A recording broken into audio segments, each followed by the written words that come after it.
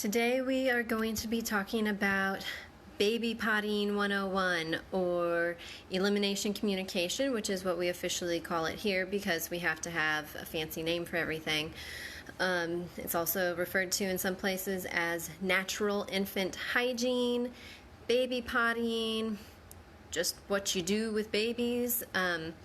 In a lot of countries around the world, they do not have diapers. Not just, they don't have disposable diapers, like they don't even have cloth diapers. They don't have anything. Like if you go somewhere, a lot of missionaries will see this when they are working with tribal communities, or think about people in the rainforest have babies. They don't have diapers, and perhaps contrary to popular belief, leaves are not very absorbent. So what do these people do? We might think like, oh, I guess the babies are just peeing and pooping everywhere, and that's not true because that's not clean, and humans have an instinct to stay clean, even the babies. In these communities, one benefit of them being with their babies all of the time is that they know whenever they squirm like that, oh, they need to pee. Whenever they go, they need to poop. They know, we all know the poopy face, okay? But in these other communities, they're able to tune into all of the little tells, all the little signals that baby puts off to tell them that they need to go potty. In fact, if you were to, take your brand new baby, laying there in the hospital, and just let them have some airtime, or maybe once you get home, because the nurses might look at you funny, and you've got them having some diaper-free time, which is actually recommended regardless because it lets them air out and it helps prevent diaper rash and that sort of thing. But you will see them actually start to squirm and fuss right before they pee. So a lot of times we're like, oh, the baby's squirming, they must need a diaper change. So we get the diapers, we get the wipes, we get the baby. By the time we've gotten to them, they have peed. But if we didn't have the diaper there to be hiding everything, we would see that they actually squirmed and fussed, and then they peed. So that's just kind of a brief, little introduction. I'm going to talk today about how to do this. I'm going to talk about a couple of reservations that people have about it and address those. And I'm going to show you a little bit of some of the different types of clothing or equipment that you can use if you choose. Let me grab my notes here. So there's multiple reasons to do this. One of which is that it helps your baby stay cleaner and drier because they're not sitting in their wet diaper for as often. And as they get older, especially, and they start to struggle against diaper changes, if you're not having to change a diaper all the time, there's not a struggle to have. Some people are like, oh, what do you do with the poop? Well, I will tell you, I'd far rather clean poop out of a little plastic potty than scrub it off a butt. So it also tends to set you up for easier potty training later because babies are already going to be familiar with what is a potty, what do I do with this. It becomes more of teaching them how to get themselves to the potty instead of what is this potty thing all about. Some other reasons, it's better for the environment. You're not having as much trash, you're not having as much laundry if you're doing cloth diapering, so you're going to save some money, save the environment, and then it also, a couple of other reasons for the baby, like we know the hungry cry and we know the tired cry. Well, mammals are born with an instinct not to soil ourselves, and if we are paying attention, we will also learn to recognize the I need to pee cry, or I need to poop cry. It's not quite the poopy face yet, but they're needing something. And it helps baby hang on to this instinct because basically Western culture, we take this baby, this mammal who has an instinct not to pee on themselves, we train them to use the diapers. Like, no, it's okay. You've got a diaper on. Go ahead and go.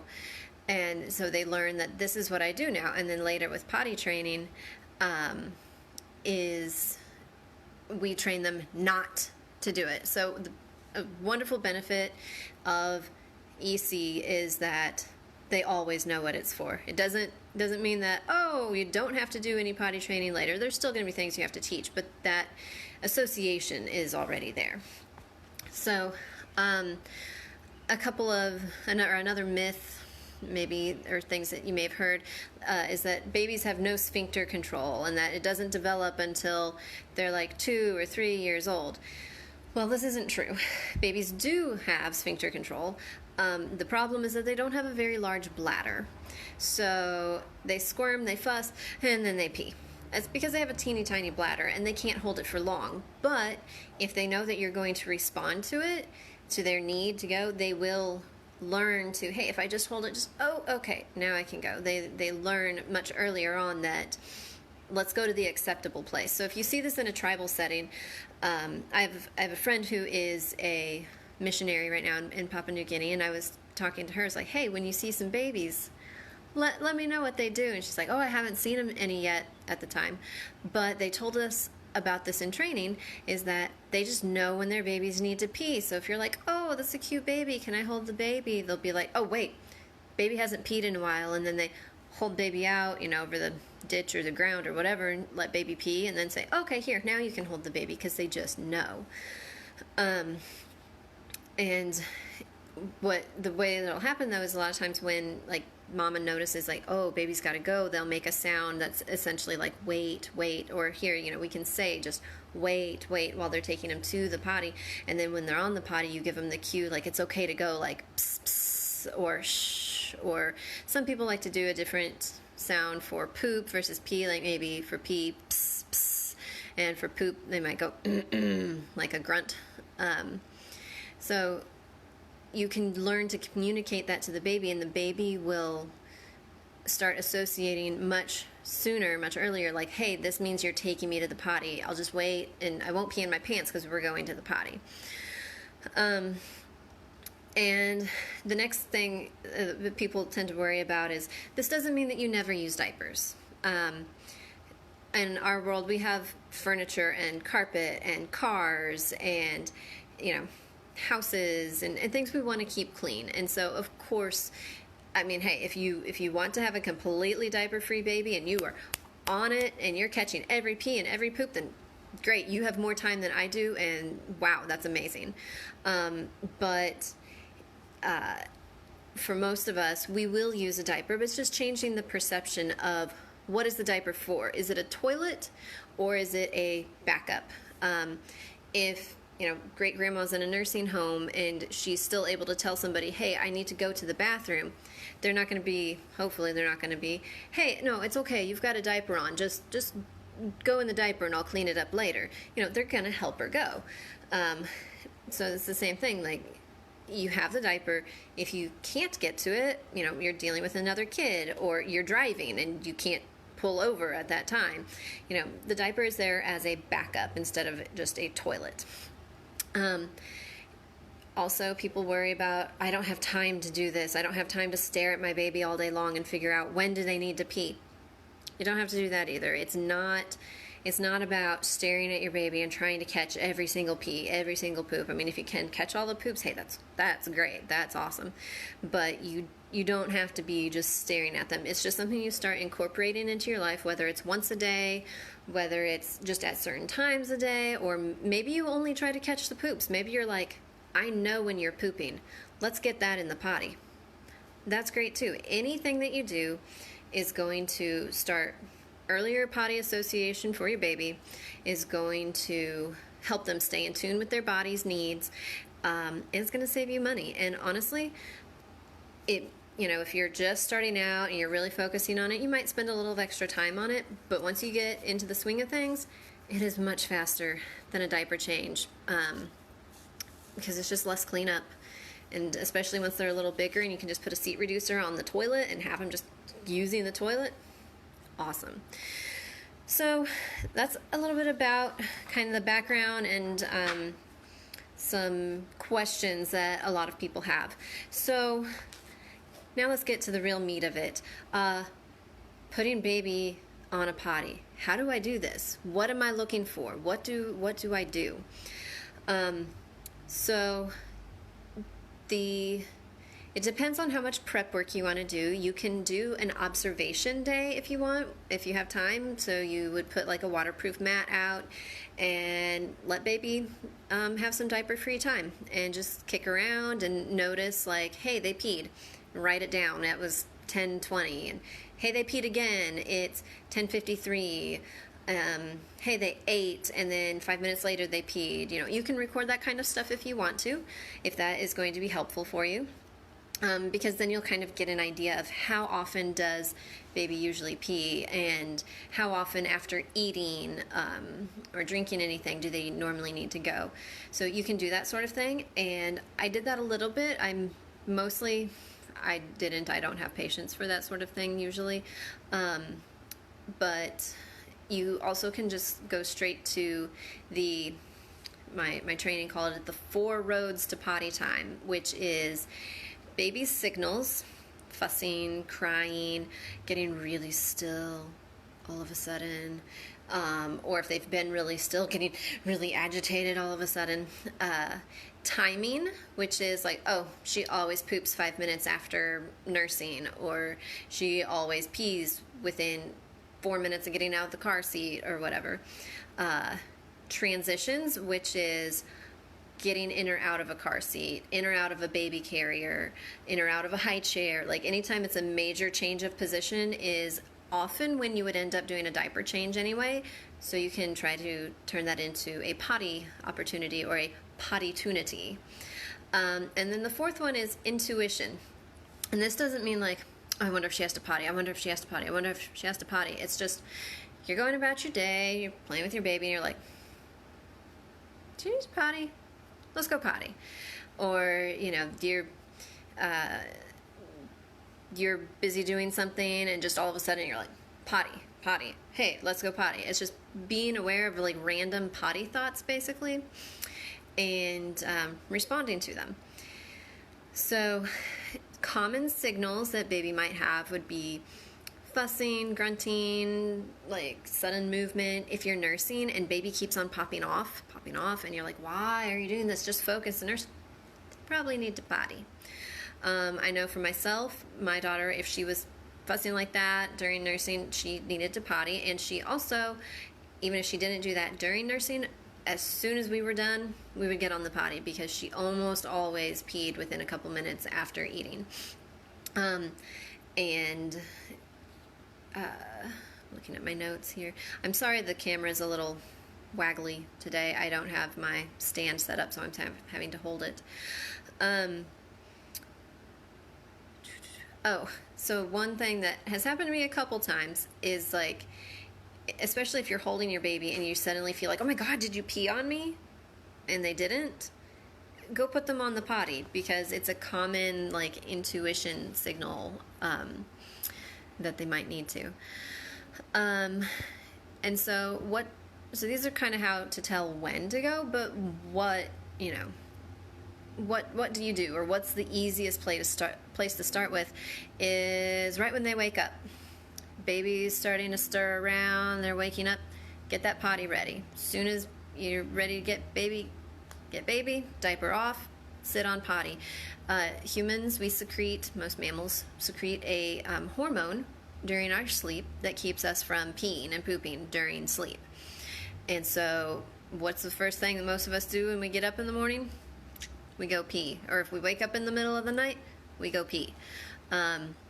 So as soon as baby wakes up, you can put them on the potty. And even if that's the only thing that you ever do, it's still great. It's still a, hey, this is what we do when we wake up. And you just build it into your life that this is what we do. And it doesn't have to be this whole big teaching thing later. They're just always going to know that when I get up in the morning, I go sit on the potty. So you can use any kind of potty. I've got a few examples over here. I'll explain what they are in a minute. There's not really any special equipment that you have to have for this. For clothing, you know, baby onesies, which are, can we just talk about how horrible onesies are for a moment? Whether you're doing the pottying or not, I don't like snapping and unsnapping those things 20 times a day. So what I did, I cut them all into t-shirts. I think I did this even before we started the baby pottying, because it was just far easier and faster access. My daughter was a winter baby, so we did lots of leg warmers, because again, baby pants on and off with diaper changes all the time. No, I did not have the patience for that. I'll get into the rest of that stuff later. Oh, for sleep at night, which this is just great anyway, whether you're doing the baby pottying or not. The zipper is at the foot. Why zippers are usually at the top, I don't know, because that's not where you normally need to get to.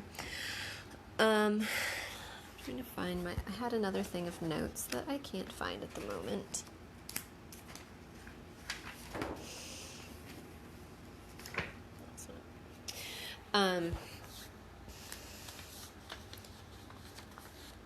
So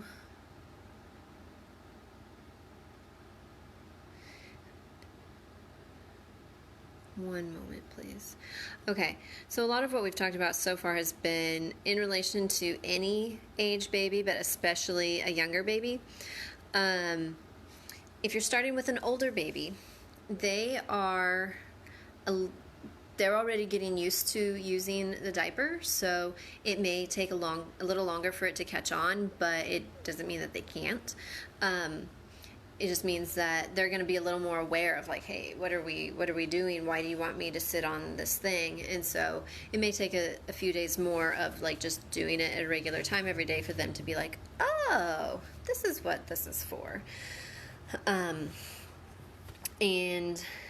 you can do this with disposable diapers, you can do this with cloth diapers, whatever kind of pants that you're wanting to use. Now, if you're wanting to do it more full time, like maybe you're home with baby and you want to be trying to catch all of the pee and poop, you'll want to use whatever kind of pants provide the best combination of keeping your house clean and also helps baby be aware of, ooh, I peed. So a super absorbent diaper, like if they do pee in that, they're not going to necessarily feel at all uncomfortable and be like, oh, I did that, but okay, that's fine. Versus like, ooh, oh, I don't like that. Mommy, I need to go pee, you know. Especially babies tend to, like, they'll pee a little bit and then a little bit more, and then as they get older, they consolidate the pee. So if they have something that's a little less absorbent, or like they feel it wet, being wet, they tend to signal more strongly, because then they're like, ooh, I don't like this. How about we go sit on the potty instead?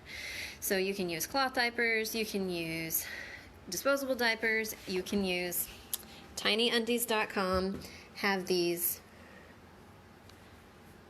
teeny tiny underwear. This is for babies up to like 6 months old or so, and those are actually, you can get underwear, but these are actually training pants that are thicker and absorbent. Like, they're still going to feel wet, the baby will, but it's not going to get your floor wet if they pee in it. And then there's these little teeny tiny, they have a snap on the side, but otherwise they're pull up covers, which we were able to switch to those really early on, which was great, because then going out and about, diaper changes in public, I didn't have to layer down.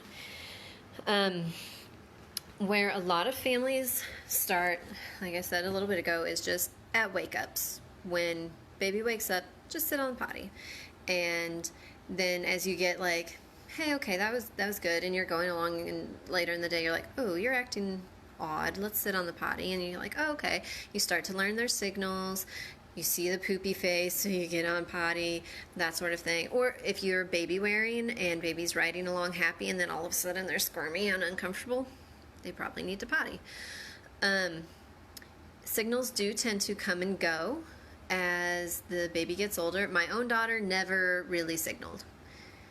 like there was nothing discernible that she always did right before peeing. So we did everything based on timing, intuition, and transitions. Every time she got in or out of the baby carrier, I pottied her.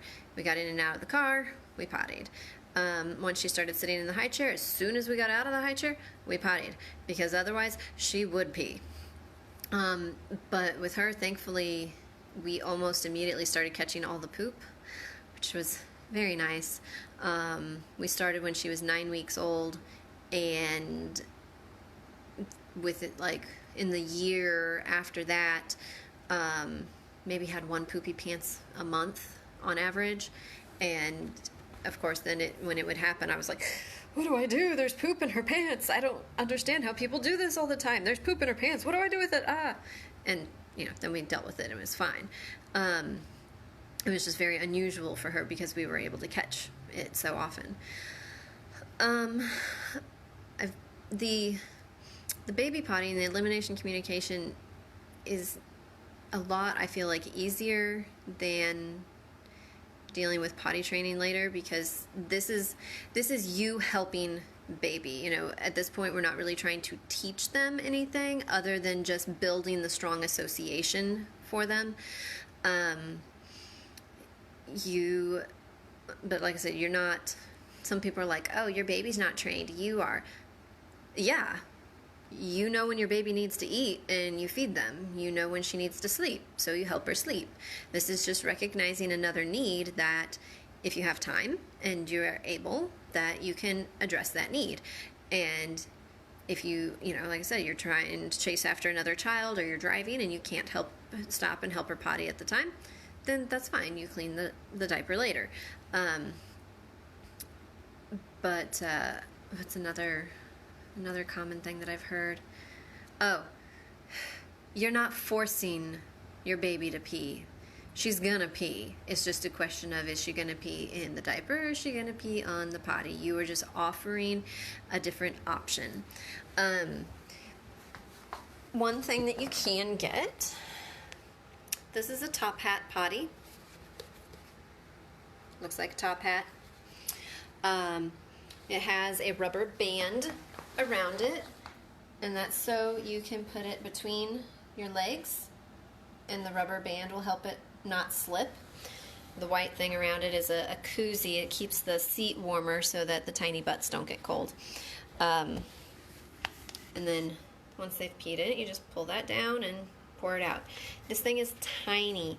This takes up about as much space as 3 cloth diapers. So if you're doing good with this, put this in your diaper bag instead of all those diapers. Save yourself a lot of room.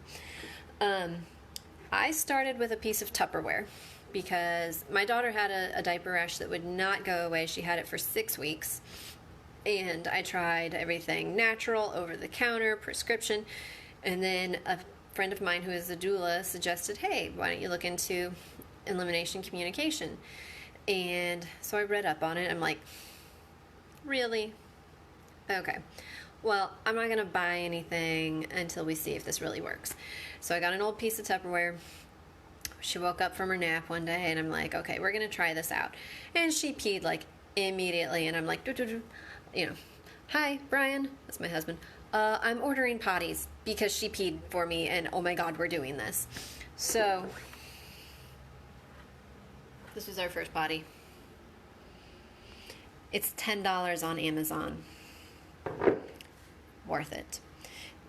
I have a whole lot of potties at home, but I'm a potty training coach, so I should have all of these tools, right? It's not a hoarding problem or anything.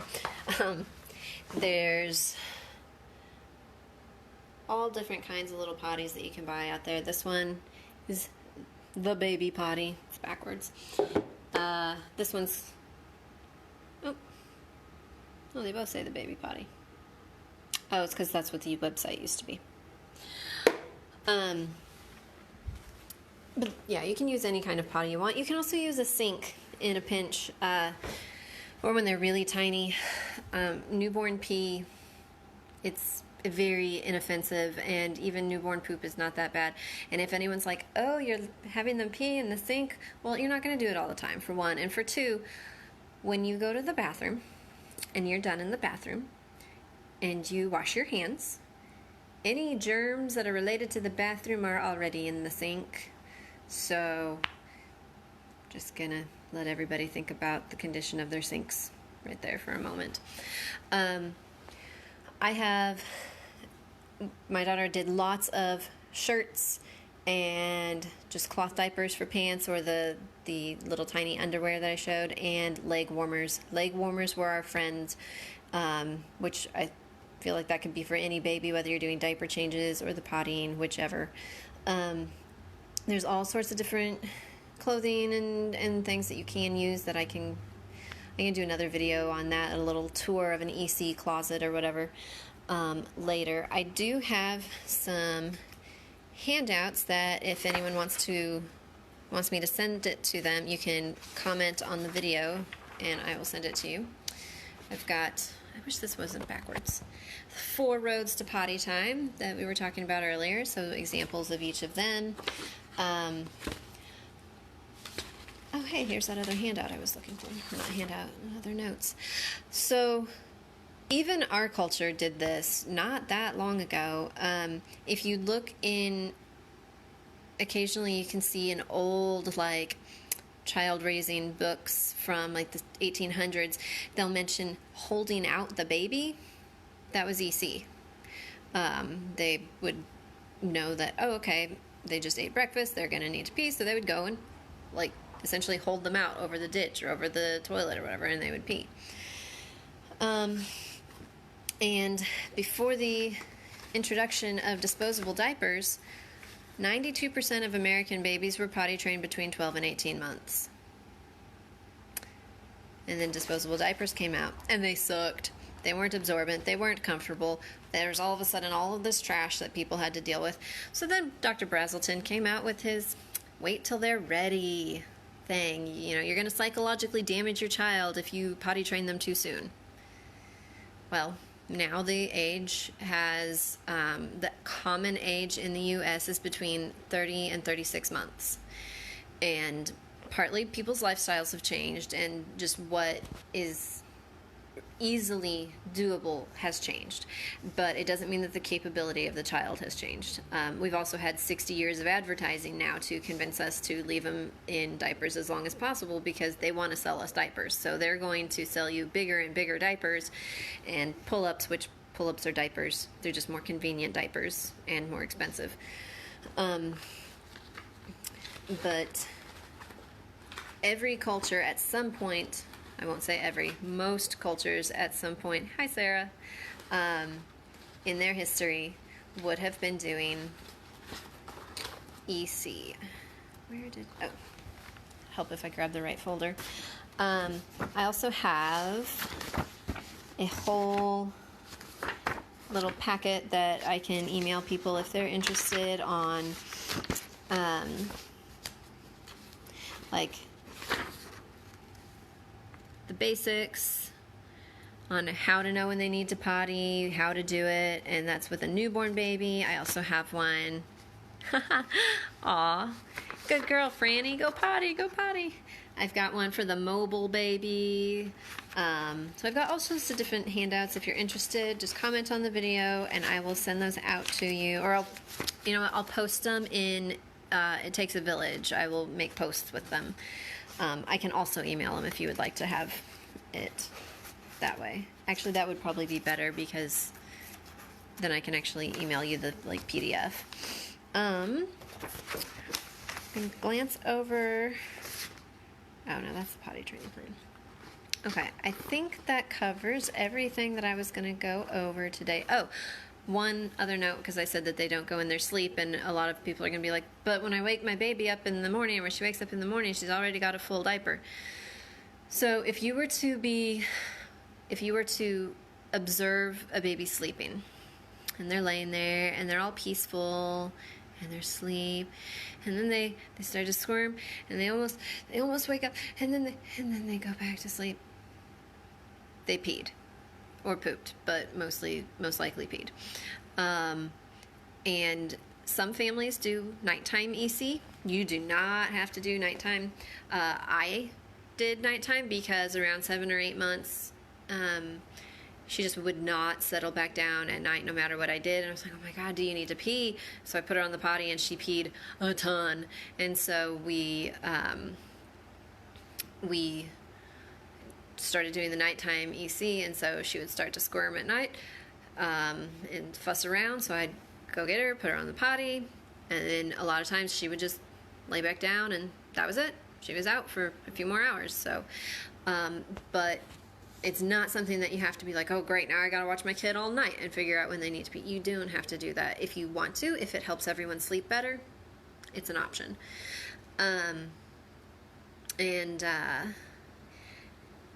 Oh, I see, Amber, I just realized you had a comment there. Yes, frustrating. Amber, I do have a potty training video if you want to check that out, or you can send a message either to me or It Takes a Village and I can chat with you more. And I'm always happy to meet up with people and chat potty training and EC because I feel like it's something that everybody needs to know more about, but the only people out there really giving you information are diaper companies, and can you really trust them? So unless someone pops on here with a specific question, I think I'm going to wrap up for the time being. I'll wait just a moment to make sure that nobody's typing because there's a little bit of a delay on here. Oh, how do you put baby on the potty? If they're old enough to sit, then obviously you can set them on the potty, and I don't have a doll with me here to demonstrate because I'm not at home.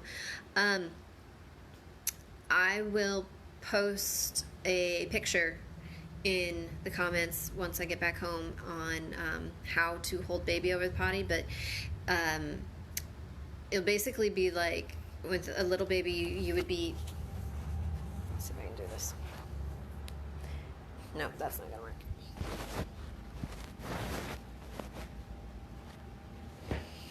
Okay, so if I was holding a baby, my leg or my hands would be under her legs. So I'd be holding her like this, like she'd be sitting in my legs, or I can't speak. She'd be sitting in my hands and her legs would be making a little M shape.